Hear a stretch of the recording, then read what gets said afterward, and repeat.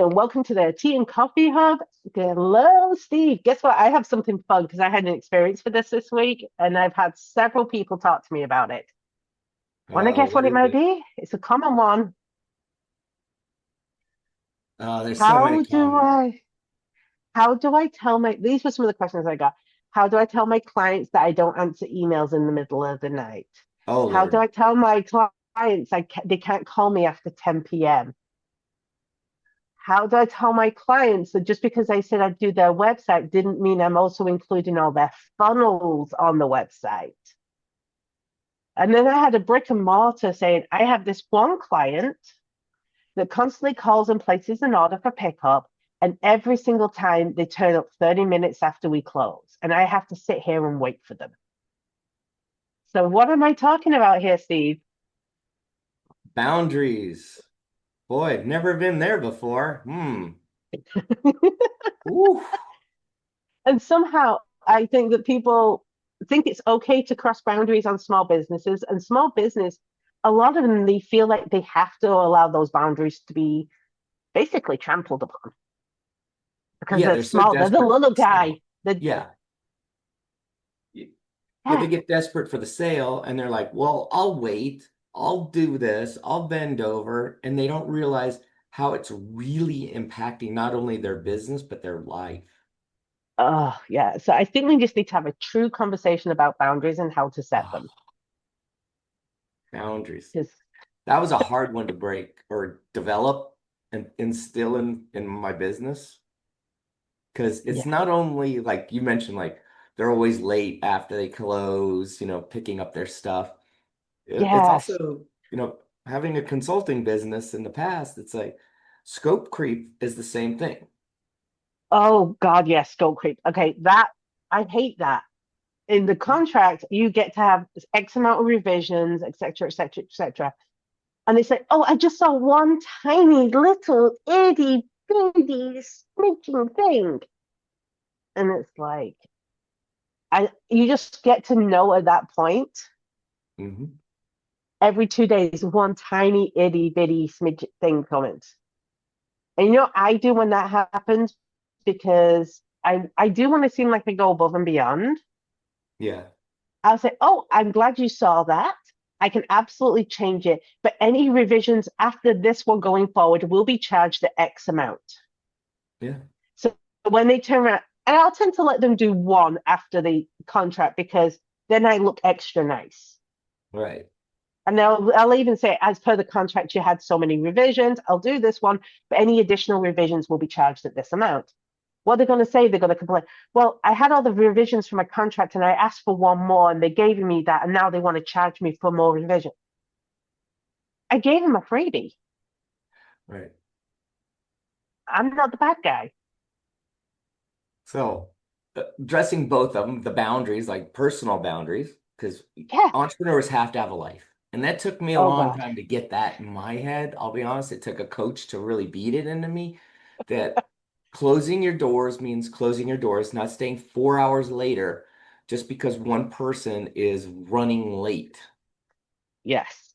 So I had to develop boundaries in my business. First of all, these are the hours of operation, and I stuck to them. Will I answer an Hmm. email afterwards? Yes, when I get to it, if I get Right. to it.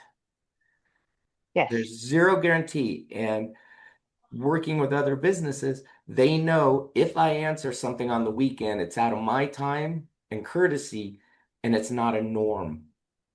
And I tell Right. people, you can email me to death over the weekend. You can call me to Hmm. death. You can text me to death. Guess what I'm not Won't going to do? answer. I am not replying because you're into my time now. Hmm. Yeah. Because of what I do in the nature of how I handle things, I do have the ability that they can do something and it's considered a 911 text. Right. And that is a huge, if they have a 911 and it's legitimately a 911 and I'm available to help, I will. Hmm. If they abuse that, they get an inconvenience fee added to their next billing. Oh, yeah, And they know that. absolutely. Yeah, I used to do like, oh, I'm going to answer this on a Saturday morning because it's urgent. And then I started realizing I'm not building nuclear weapons here. It's not Hmm. that urgent. Yeah. And I started relaying that, and it was a tough thing to do as a business owner because you Gosh. want to help everyone, but Yes. you had to have to set the boundaries up front because if you change the game in the middle, the rules of the Hmm. game in the middle, you're the bad guy and people don't want to do business with you. And they panic. But I'm also Yeah. going to give you another boundary that I experience this boundary being crossed all the time. Mhm. And I hear it a lot for like people who are maybe stay-at-home people. They're doing this business and they're starting it as a side hustle to build into a full-time hustle, maybe while they're raising kids or supporting someone or doing something at the home. The well, you're just at home. It's not like you're doing anything boundary. How many times I've heard that? Oh my Oh God. gosh. I've heard Like, that a lot and I'm open about it. Well, I used to travel to my clients. I yes. lived in my car, 19,000 miles a year minimum. I spent from 7 a.m. to 7 p.m., even later, in my car, Yes. going from client to client. And then I went on Zoom, well, 2 years before the pandemic. So cut out the driving, work from home. Hmm. I gained more clients. I only lost one client who did not want to meet over this new technology of video Yeah. conferencing. I gained so many more clients that way, increased my time bound versus behind windshield. And guess what? I set even better boundaries now. Yeah. Oh yeah. I had no boundaries driving. Yeah. Yeah, I'll be there. Okay, sure. No problem. But Now this is it's the like, thing. nope. Yeah. But people expect a lot here. One of my clients this week, they were talking to me. Before someone signs up for their program, they like to have a conversation because they're one of those nurturers. They like to know people and be involved with them. That's fine.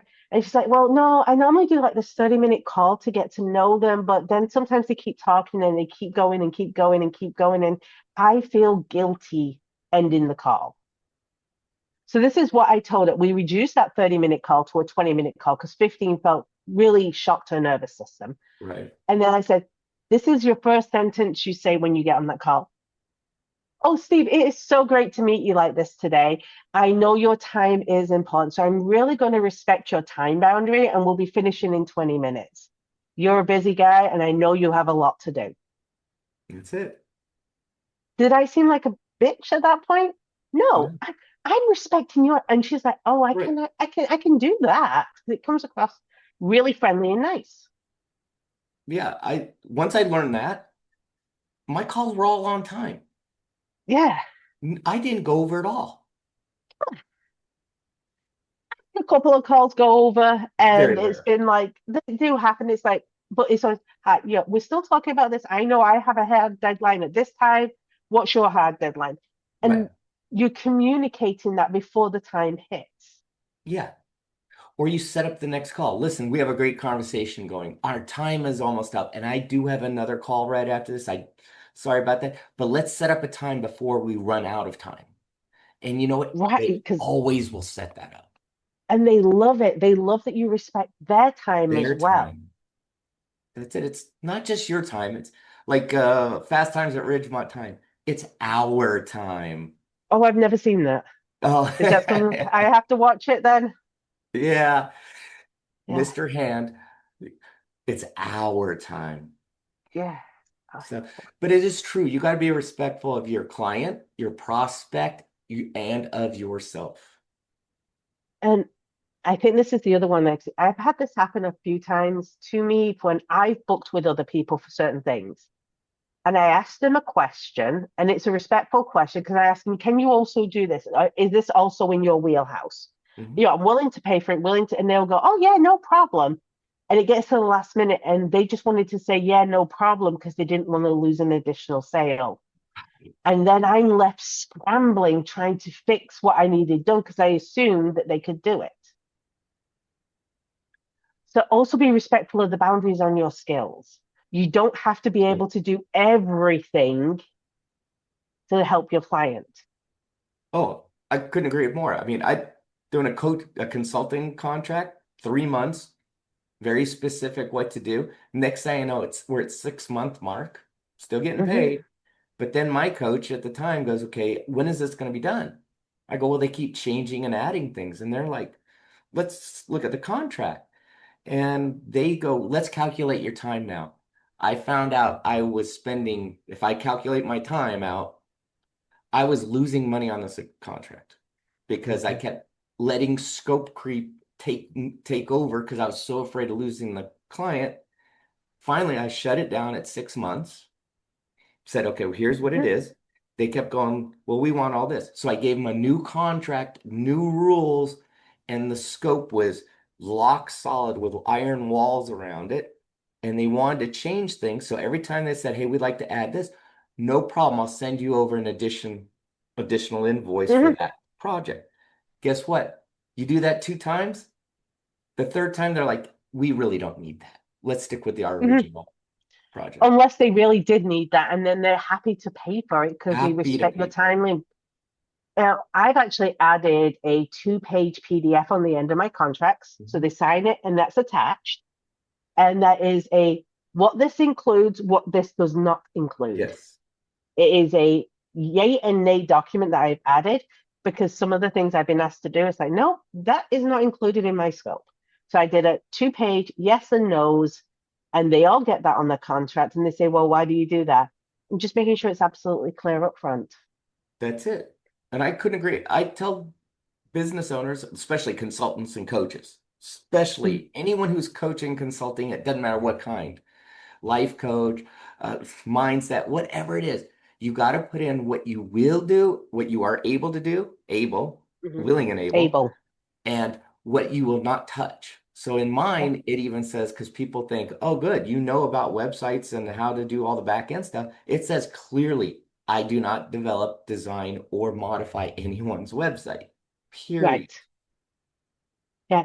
And mine says, I don't develop websites, but I will help you with the copy for websites that you can Copy. send Right. to your website person and input it. Mhm. Yeah, because that's in the do. Yeah. Yeah. Yeah. But But a lot of people are like, I can do that. I can do that. I can do that. I can do that. And they really can't.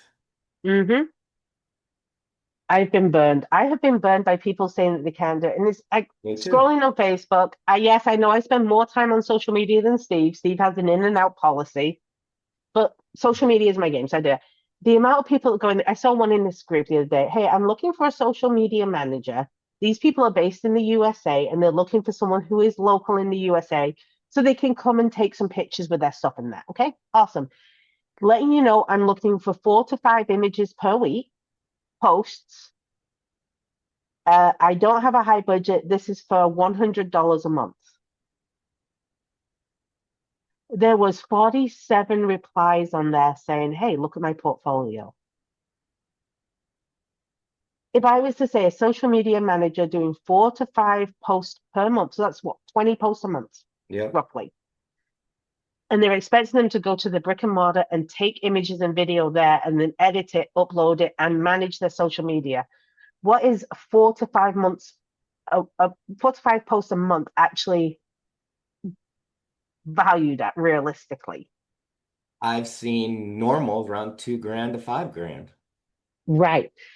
But I mean, at least that business owner was upfront saying my budget's $100 per month. But the fact that it was double digits of people saying, hey, talk to me. I can help. I can help. I can help. I can help. Oh my gosh, this is also where you're not having a boundary. You're setting yourself up to charge too little for too much work. That's it. Because if we break that 100 down, that means okay, you're getting paid $5 a post. You have to travel to Right. their location, take all the pictures and images, edit them, research the keywords, research their audiences, post it, and engage in that. And it probably A/B test too, because it's brand A/B new. test. Yeah. Yeah. So you've got to also set your boundaries with your pricing. Your pricing is your pricing because that's what it covers. But I think the last boundary we really need to discuss, Steve, and this one's a hard one for every business owner out there, the personal family friend boundary. Mm. The one Yeah. where the family, I've heard, I'll tell you right now, some people, I do not talk to them anymore. They're estranged. Well, I don't have a real job. I make more than they do. Yeah. Well, Yeah. it's not like you're actually working, so you can come and do this errand for me. No, I have client calls. I can't. Yeah. The amount of people that suffer with that is ridiculous. Oh, it's crazy. And I've talked about the downward spiral. If you have negative people around you, they're going to put you in a negative situation. You're never going to get a client because they all can sense that. And Yes. and I know I've told this story a million times to people. It's like after my first company got decimated because of the tech bubble, and I started my second company 3 days later, I was told by family members, this is the dumbest thing you should do. Yeah. And I was told by family, friends, and it was all negative, negative, negative. But they didn't know I had a plan, a business plan even, and a plan of attack to go after it. I actually told all my family and friends who were that way, listen, I don't need you in my life. It's not for you, it's for me. Have a nice day. Goodbye. And there's still well, friends I haven't talked to since then, and family members Hmm. I haven't talked to since then. Then when I sold Yeah. that second company for over $1 million, it was like I didn't call them up and said I told you so. I let it go. Oh yeah. Yeah. And it's just like this thing, and you've got to learn to deal with it. I mean, unfortunately, I'm gonna say this out loud. If you're an entrepreneur, small business, you have to have a thick skin because some of the things that will be said to you by the people that you respect the most, it's gonna hurt. That's it. And this is part of your boundaries. Yeah. Get rid of the negative people in your life. I mean, I hung out with a negative group in one of my businesses, and I noticed my business was dying a death. Oh, And I got a coach, and she told me get rid of the negative people. I cut them out. So when they call just to whine and complain and do all that, I told them I don't have the time for this, and I hung up on them. They yeah. stopped calling. Guess what? My attitude changed. My personality changed. The world got Hmm. lighter, and my business started growing fast. Was that about 7 years ago? Because you were a real ass back then. No, thanks. Sorry, you were. No, that was in one of my businesses. But yeah, I was in one of my brick and mortars. But yeah, it was the best thing I ever did was tell them I can't talk to you guys anymore. Go F Mhm, yourself. Really. But it's hard to develop boundaries as an entrepreneur, and you got to do that. It's a must. mhm. It'll save your sanity, your health, your family, your Yeah. friends, everything. So, if we were to say the top five boundaries as an entrepreneur business owners that you should have in place, what would you say the first one is? Time, your You time said, is precious. You can't get it back. yeah, And, there's an and you, open time, close time, that's it. and don't do 7 days a week. And you even know I book my personal activities on my calendar intentionally Yes, same here. because otherwise, even my lunches are on there. Otherwise, I would never take lunch. So, Hmm. time, there's my boundaries. Yeah, Getting ready is I on my have. calendar. Yeah, same. I've literally put because my calendar, when people can book with me, there is a starting time they can book and a closing Yep, time. Now, could I go into my calendar, set up and say, well, no, I'm always going to take this time for lunch and this? I could, but it's quicker for me to throw it on my Google Calendar, which is referred to by my calendar. And I put in there things like when I get my hair done. I put right. in there my lunch times. I put in there getting ready times. I put in there dinner times because I do have a couple of nights a week where I start later and end later Right. because I deal with the global economy. But I don't do 2 o'clock in the morning calls. I did that to do No, one global company and I couldn't focus. It was did not for me. I had a client in Abu Dhabi, 2 a.m. my Uh, time all the time. and I was like, I can do 7 a.m. my time, but I cannot do two. That's killing me. Dude, no. And I had clients in Australia, so 7 p.m. my time, 7 a.m. their time. Yeah, It actually worked really well for us. yeah. We have a project we're working on, and the majority are in the States, and we have one member who is overseas.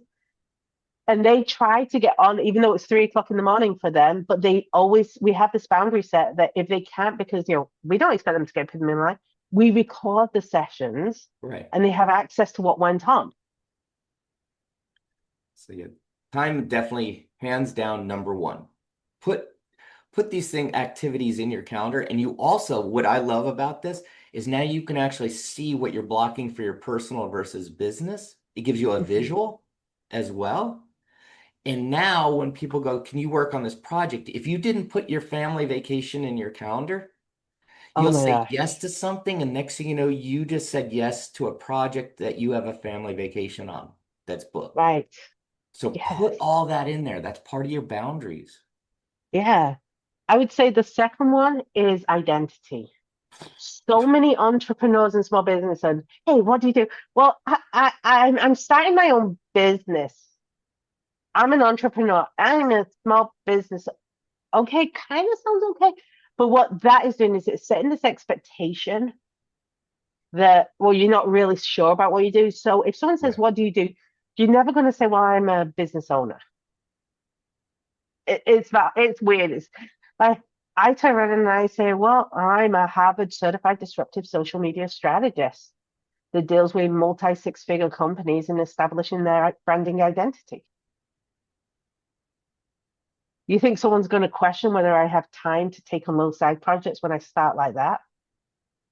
No, and I also say don't use the word help unless you work for a nonprofit. Because help means you're free. That's it. I learned that early in my career. Yeah. So when you're talking about your identity, about what you do, don't play it down. Play it up. Play it, but don't like you Don't go crazy. told me that. Oh, I saw what was it? There's a trend on TikTok where you over explain your things, and it's a I'm a what was it? A private travel systems carrier that imports CEOs and business owners within time, and they were an Uber driver. You don't, It was like crazy. Don't do yeah, that. Be what you are, but yeah, don't just say I'm an entrepreneur or I'm building my own business. Because when you say that, people think you have all the time in the world. They downplay you, and they don't know what you do. yeah. Okay, what's the third one? Because we're trying to do five here, Steve. Third one, I would say definitely scope creep because I've been there. I've seen it I've been so many there. times with people. It doesn't matter. I've seen it more with like IT people than anyone else. Yeah. Uh, yeah, I can do that. Yeah, I can do that. I can do that. And it's off of the original scope. Now they're spending twice as long and they never get the final product done because they've added all these I can do that. Yeah. Oh, can we add this? Can we add that? Can we do this? Can we make a Oh, yeah. change? Can we do Can we this? make a And they don't change? boundary it. Oh, I know you're designing a flyer for me, but can you? I like how you did this. Can you tweak our business card to? It'll only take you a minute. Right. You're the expert in this. Oh, it only takes you 5 minutes to write a script. Can you just? Right. I don't care if it takes you. It's what is it? The thing about the ship. Someone Oh, tries to fix it. yeah. So, ship's broke and they can't figure it out. They hire a consultant for $10,000. He walks around the ship, goes to one spot, hits it with a hammer, everything starts working again. They get the bill. It's not, he had the expertise and the knowledge, but he didn't go outside his scope either. Hmm. Fix the ship. He And just he knew did. his knowledge and his questioning knew how to fix the ship. Yeah. And that leads beautifully to what I'm going to say is number four, your pricing. Oh, And God. Steve, you have been a beast with me on this, and I have been increasing my price. I didn't increase them dramatically at once. Yeah. I've been slowly increasing them because I'm trying to do it in an authentic way. And I will tell you, the clients that pay the least expect Treat the you the worst. most. They And they treat treat you you the the worst. worst because they think that they own you Yeah. because they're giving you money. Whereas a client that looks at your price and sees your value and what you can do, and you say, "Hey, my price is $1,000 for this project," they go, "Okay, reasonable. Here's the project." But someone who will play you for money and want that same project for $100, if you say yes, Be prepared for a lot of extra stuff. And it's the and 80/20 rule. The 20% that are your worst customers will demand 80% of your time. and that also goes for the friends and family discount. Oh Lord. I hear this. I hear this a lot. I'll tell you who the worst people who get. Well, they're not the worst people. The people who get this the worst are people who do some form of food business. They bake cakes. They cater. They have a restaurant. They have Yes. a bar, and they have friends and family that expect them to bake beautiful birthday cakes for the kids for no cost. Right. Or Not I even can pay get for the you the cake. materials. Yeah. Or they'll say, "Well, I'll go Walmart and buy you a cake mix and a jar of frosting, but I need a three-tier fondant, da da da da da." If you're going to do a friends and family discount, one, I would make it very clear on your website. And it's like, if you don't have my personal text number and we haven't actually been out somewhere personally together, you do not qualify. Right. And it is a small discount. You have to cover your cost of goods. You have to cover your time. You The only way you can do this, like if it's your best friend, and I have a friend who's a baker who was getting this all the time, and they made it, friends and family got a 20% discount. Their best friend in the entire world, best friend since kindergarten or before kindergarten, got married. And her birthday gift to her friend was the cake. But she did not buy any other gifts. It was Right. purely the cake. But the amount of people that says, well, you gave it to that friend. That's been my friend for 35 years. Yeah. That was her wedding gift. No, put the boundary in place. Okay, we've got four. You're closing it down with number five. What's the fifth boundary that you need to hit? Your dang contract. Oh Lord, people, have a contract. Spell it out, what you do and what you will not do. Be crystal clear. Do not put legal gobbledygook in it that no one understands. Make it legal document. Get your lawyer to look it Mm-hmm. over. I mean, I have a template that my lawyer looks over every year just to make sure Yeah. we're staying current with all the laws. And I say, here's Yes. what I can modify. He tells me what areas I can modify and what I can't. Yes. Done. and and check your contract. I have my guy looks at the contract every 3 months because the way laws can change around small Right. businesses, and because I do globally, I have to have someone look at it as how would this affect someone in the UK or in Africa or in Spain, right? Yeah. But Yeah, I had a have a contract just for contract. Australia people that was done by an Yeah, Australian lawyer. you have to cover your back and stick to it, and don't be afraid Stick to to it. say, "Oh, as per the contract." I know. I've had Yeah, clients tell me, you're always saying that. And I go, well, you want me to go way outside of scope. right. And that's why with the one that's why we have the partnership agreement. All these things you have to have them. So I hope you've learned something about boundaries today because people will screw you over in a heartbeat if you don't have them. They do not make you a bad person. No. They actually increase how respected you are. Increase your bottom line by having boundaries. Yes. Yeah, the amount of people that get screwed over is ridiculous. You know what I want to know in the comments? What? What is one of their boundaries that's been, what boundaries have you had been broken and what have you done to about your boundaries, how you resolve them? Tell us some of your boundary stories because I have boundary stories up the, yeah, because some of the people it's like, huh? Did that really just, I've had someone ask me to who to fire off their team. I'm like, that's not my job. I don't tell you who to keep and who to fire. I'm not HR. Get away.